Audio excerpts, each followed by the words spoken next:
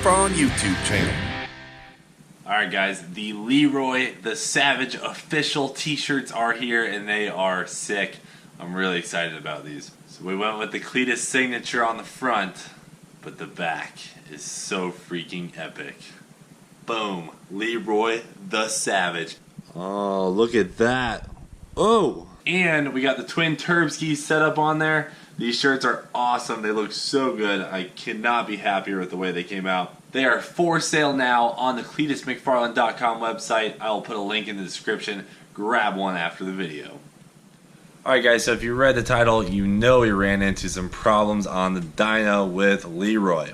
As much as I wanted to just take Leroy back, fix him immediately, do anything we could to make this right, go back to the dyno the next day, and go off with a bang when the dyno video posted, I'm going to show you guys the drama that goes into building a turbo car like this. It was hard for me to not scrap this film, but I think you guys will like it. We still made some power, we had a lot of fun, and we definitely had some frustrations. Let me tell you what, building this turbo setup and putting it all together has been a lot more work than doing the supercharger setup, but when it's all said and done, it's going to be freaking amazing. I'm going to give you a little backstory on kind of what happened here on the dyno, because we did run into some pretty serious issues, and there's kind of a wait on this dyno video, and that comes with a good reason. So I'm going to kind of explain that here. Exactly a week ago today, last Friday, we got on the dyno with Leroy. Right off the bat, we ran into a major problem with boost creep. If you're not familiar with what boost creep is, it's a problem of boost levels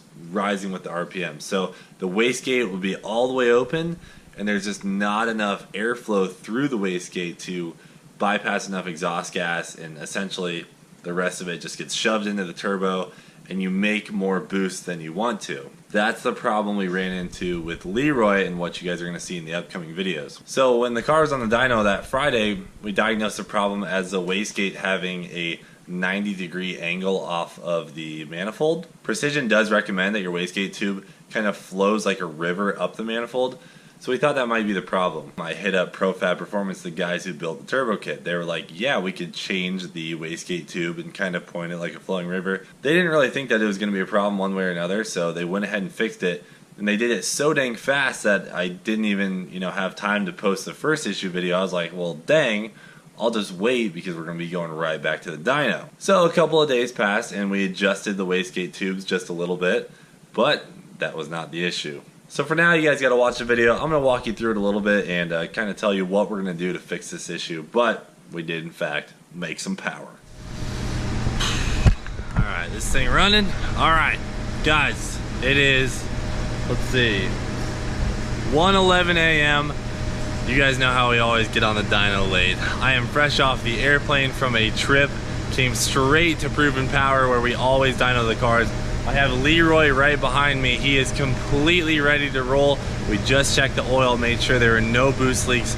We are on a completely new setup. We have a Texas Speed and Performance re-sleeved 427 aluminum block. We have twin Precision 64-66 turbos, a brand new turbo system that ProFab Performance Plus put together, a built transmission from RPM Transmissions. We have a basically entirely new Leroy behind us.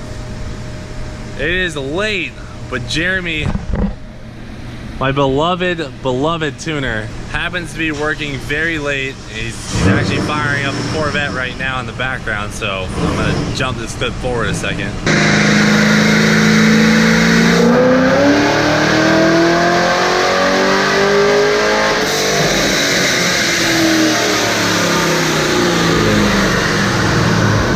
$670, $589.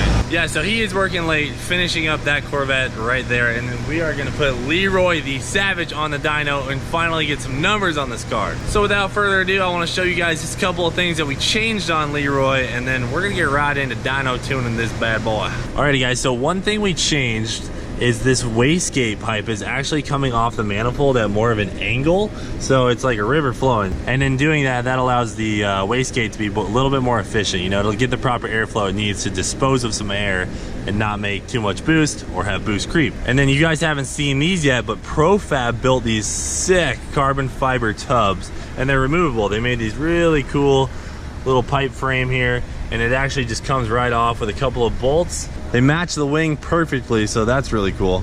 I also haven't gotten to show you guys these yet. This is the Turbo Smart eBoost 2 boost controller, and then I got an Innovate dual wideband, and these are pretty nice, but I'll show you guys those when we're on the dyno running the car. It's 3 a.m.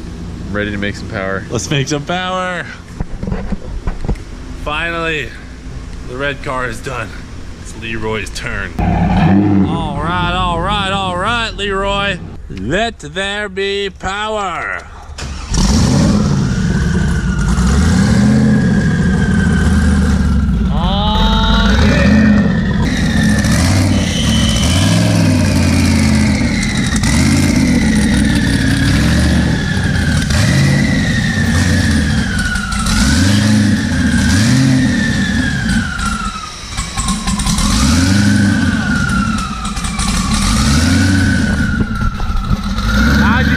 He really needs some tuning.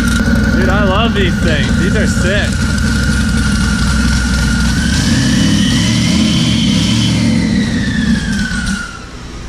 Alright, so Precision supplied us with a bunch of wastegate springs, and we have the 6-pound springs in the car right now. The boost controller is turned all the way down, so this should just be wastegate pressure. Once we get the car dialed in on 6 pounds, we'll go up from there. This is a very nerve-wracking moment. Very nerve-wracking moment. The car runs good and all that, but it all comes down to, you know, like it performing well in the dyno and seeing what we can do. I mean, it doesn't all come down to that. It all comes down to performing well on the track, but dyno tuning is obviously important, and all the build, you know, really kind of leads up to finding out if it'll make power and be efficient and make good torque. It's just like, it's very nerve-wracking, so I'm excited. I've been waiting a while for this, so let's do it for Dale.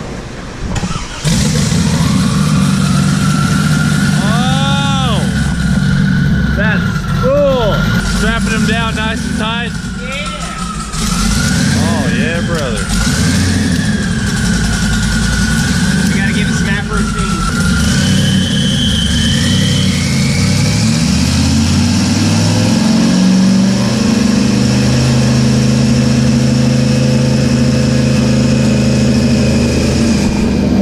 Extra stickum.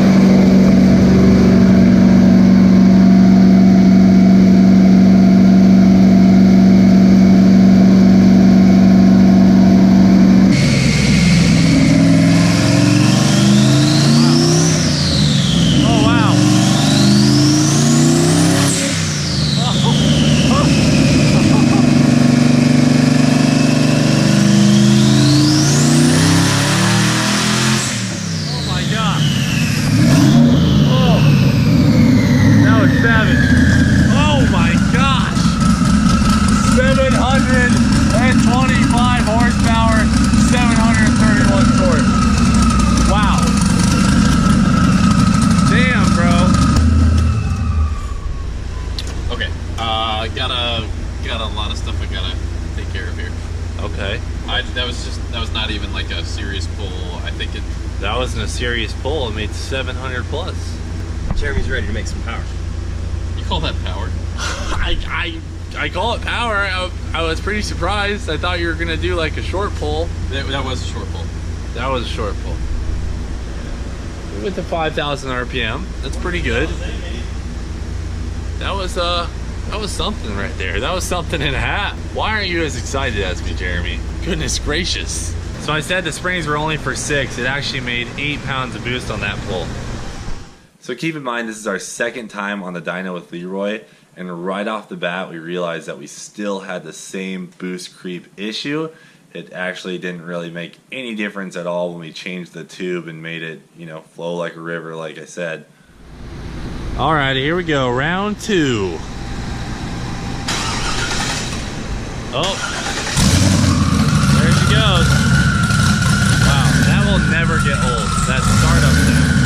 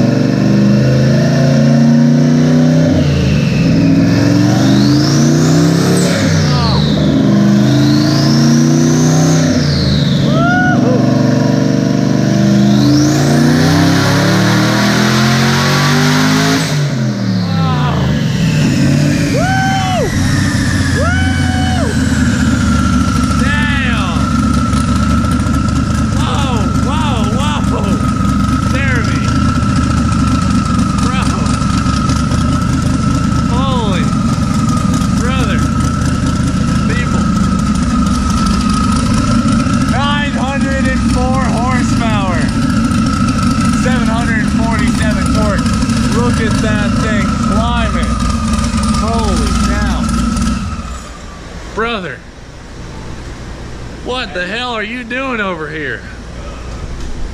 Making some power. You are making some power. How are we moving so quickly? This is alarming. This has escalated quickly. I don't know what to do with my hands. What's most impressive is that it's spinning at over 120 miles an hour while we're strapped to the dyno with basically like VHT on the tires. I mean, that's pretty nasty. It should easily make over 1,000 if we can get it to not spin on the dyno. So. Yeah. All right, so it obviously just made a lot of power, and that is because it made more boost. And this is right when we realize that what it comes down to is the gate that we have is probably just not enough to bypass all of those exhaust gases coming from the huge 427 engine that we put in the car. When we originally went to set up the turbo kit for Leroy, we talked about having a stock displacement engine, and then we went up to the 427. Now you're dealing with a lot more exhaust gases from a bigger engine, so I probably should have also upped the wastegate size, but I didn't do that, so obviously we're in this situation. Here, well, we are boost creeping somehow because that was probably 11, maybe 12 pounds, and it made over 900 horsepower. We were not planning on making that much power. Leroy is in fact making too much power. Last thing I want to do is hurdle Leroy, like giving him too much boost. So we got to figure this out, figure out a way to control our boost. It's funny, I used to record back there because there'd be fire behind the car, but now we get it up here.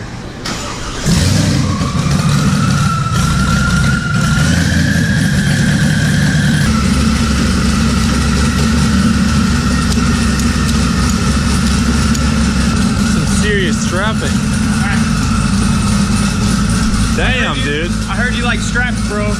So we put straps on the straps.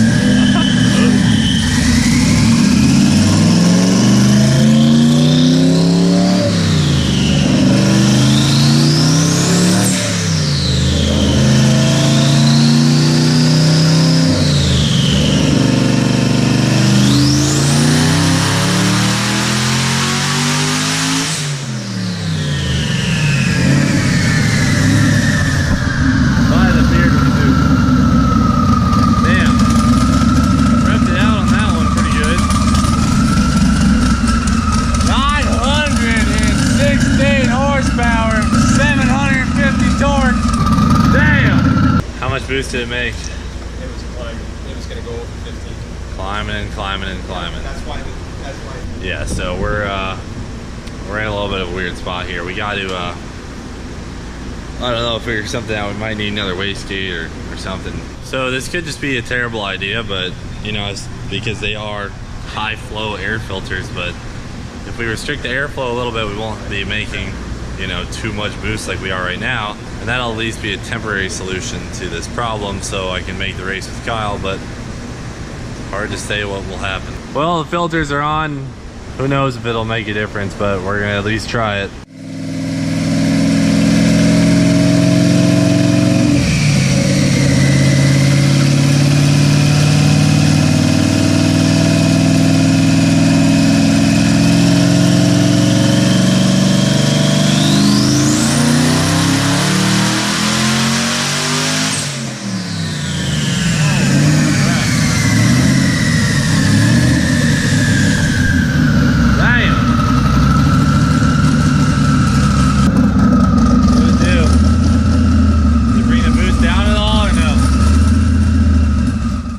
It's a little bit better, little bit. It made 889 horsepower, 753 torque. So shout out to K&N, your filters flow fantastic.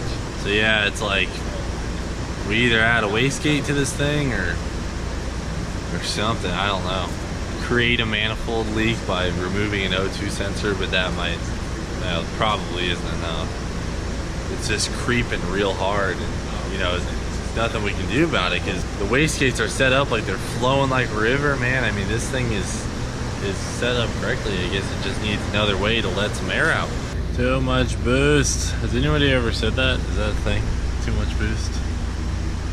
I don't think it is, but right now we're literally making too much boost. Let's do this. Let's make some power, not too much power. Well, let's make some power. That's what I'm doing.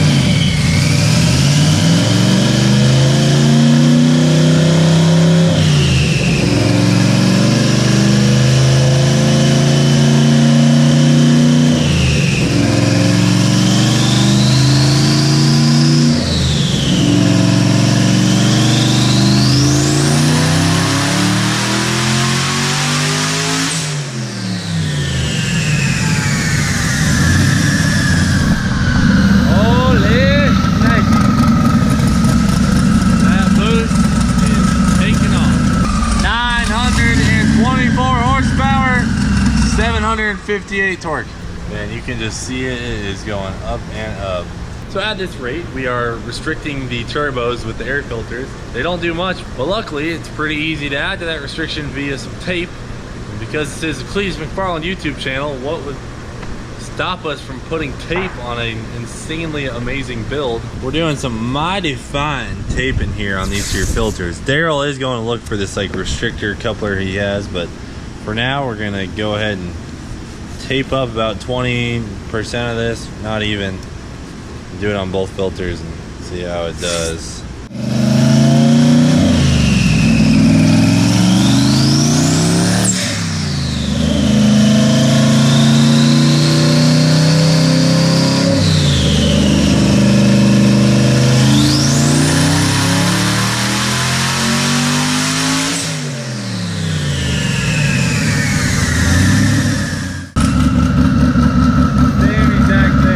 It made 6 less horsepower, 918 horsepower, 748 torque. The dyno graph looks the exact same. So just for the purpose of showing you guys the problem we're having here is the wastegates aren't flowing enough air out of the manifold, so the turbo's spinning too fast and making too much boost. What we're gonna do here is take the wastegates, well we already did, we took the wastegates off of the turbo system. We're gonna do a dyno pull, and theoretically it's gonna make boost even without the freaking wastegates on there.